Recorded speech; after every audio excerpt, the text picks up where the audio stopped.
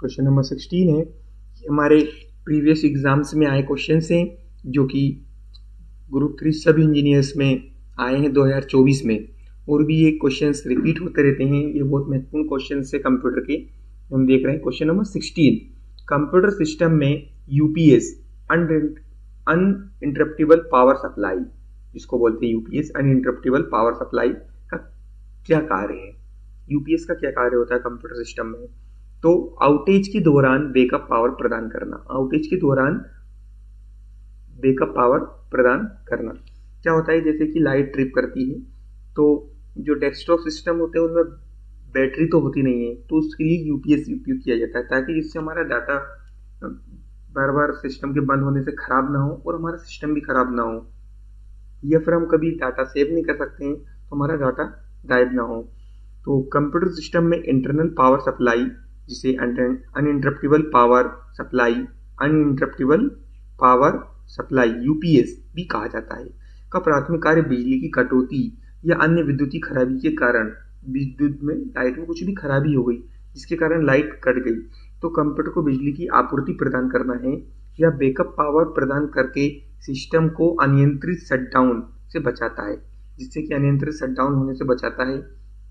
Computer बार बार बंद चालू नहीं होता है, ऑन ऑफ नहीं होता है, जिससे कि कंप्यूटर भी खराब होने से बचता है और हमारा डाटा भी सुरक्षित रहता है, जिससे डाटा हानि और हार्डवेयर को नुकसान होने से बचा जा सकता है।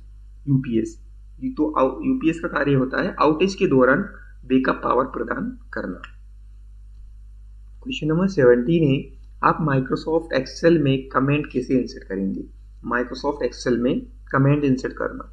तो माइक्रोसॉफ्ट एक्सेल में राइट क्लिक ऑन सेल, जिस सेल पे कमेंट इंसर्ट करना है उस पर राइट क्लिक करेंगे एंड चूज इंसर्ट कमेंट, या शॉर्टकट कुंजी Shift+F2।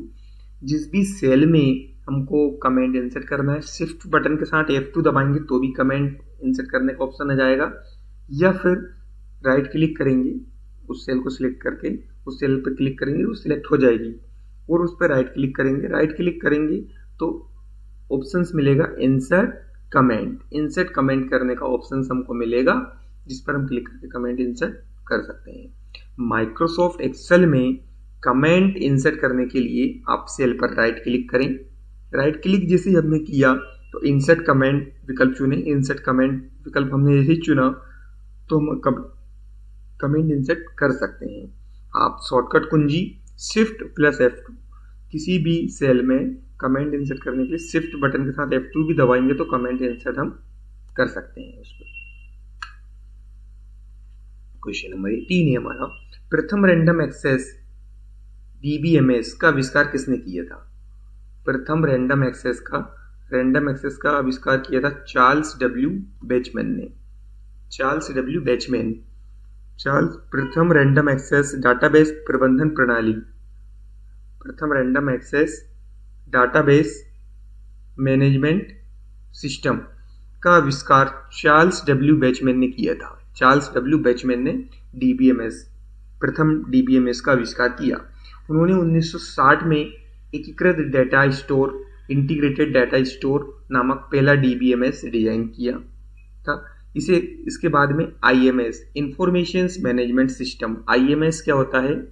Information management system. DBMS क्या होता है? डाटाबेस मैनेजमेंट सिस्टम के रूप में जाना जाता है। तो इसको खोजा था चार्ल्स डब्ल्यू बेचमैन ने 1960 में।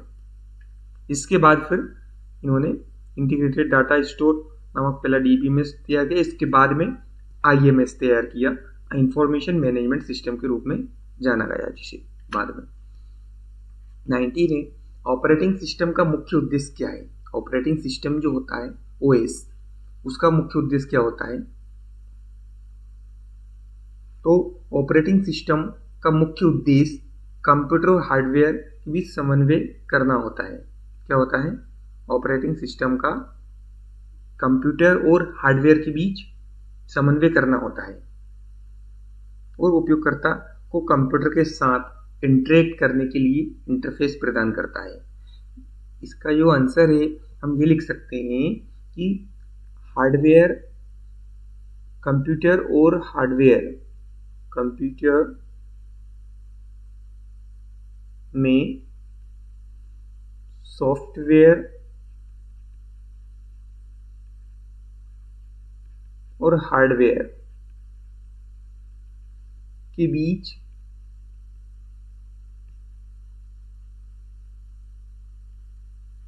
समन्वय का कार्य करता है।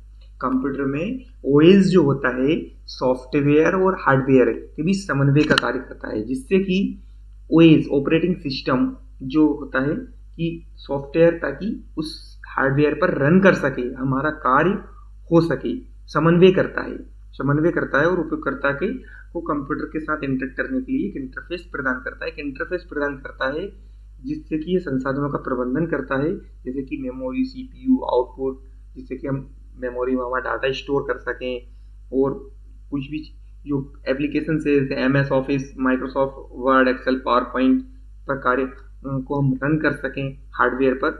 ये सारे सुविधाएं, ये समन्वय का कार्य कौन करता है? OS operating system. File storage, ताकि उपयोगकर्ता को प्रोग्राम आसानी से कुशलता से चल सके।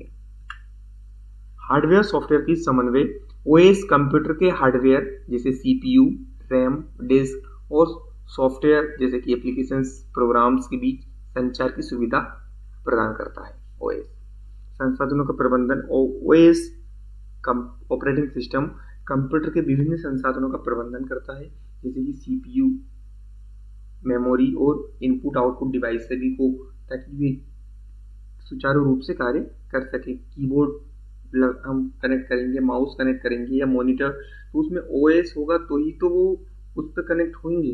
तो इनको सभी को समन्वय कौन करता है? अरेंजमेंट कौन करता है? OS operating system.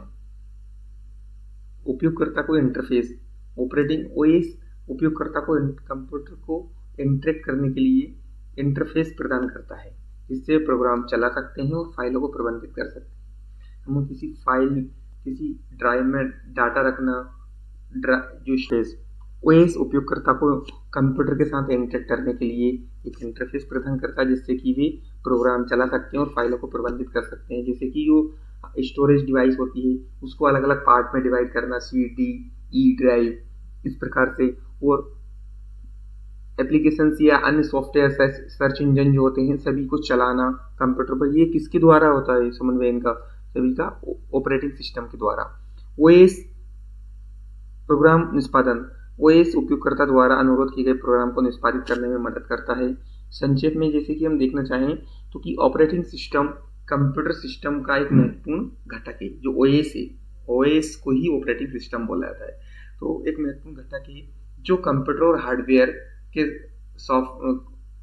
सॉफ्टवेयर को प्रबंधित करता है और उपयोगकर्ता को कंप्यूटर के साथ इंटरेक्ट करने के लिए इंटरफेस प्रदान करता है। इंटरफेस कौन प्रदान करता है? कंप्यूटर में कार्य करने के लिए ओएस ऑपरेटिंग सिस्टम, जिस पर हमारा कंप्यूटर रन करता है, चलता है।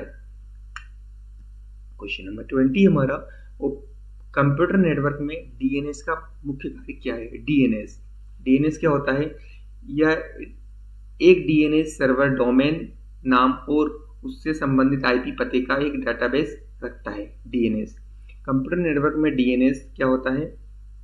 डोमेन नेम सिस्टम, जिसका फुल फॉर्म होता है डीएनएस का, डोमेन नेम सिस्टम का मुख्य कार्य डोमेन नामों को आईपी में परिवर्तित करना है और यह इंटरनेट के लिए एक तरह की टेलीफोन निर्देशिका का तरह कार्य करता है। डीएनएस जो हमें डोमेन नामों जैसे कि google.com के माध्यम से वेबसाइट तक पहुंचाने में मदद करता है, बजाय संख्यात्मक आईपी पतों जैसे कि 172.217.160.142 ये न लिखने की बजाय डायरेक्टली हम google.com जैसे लिखा, हमने कुछ नाम टाइप किया और उसको वेबसाइट तक पहुंचाने में मदद करता है। ये किसकी मदद से होता है? डीएनएस। अगर डीएनएस नहीं होता तो हमको फिर इस प्रकार का कोडिंग याद रखनी होती और ये बहुत कठिन हो जाता उपयोगकर्ता को।